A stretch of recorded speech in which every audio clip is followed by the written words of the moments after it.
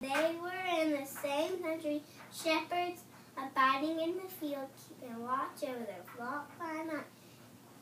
And lo, the angel of the Lord came upon them, and the glory of the Lord shone round about them, and they were sore afraid.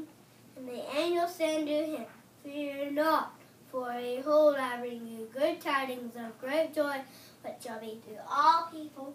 For unto you is born this day in the city of David a Savior, which is Christ the Lord. And this shall be a sign unto you.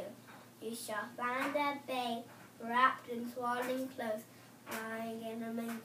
And suddenly the angels saw the multitude of heavenly hosts praising God and saying, Glory to God in the highest, and on earth peace, goodwill toward men. Luke 2:8-14. Now do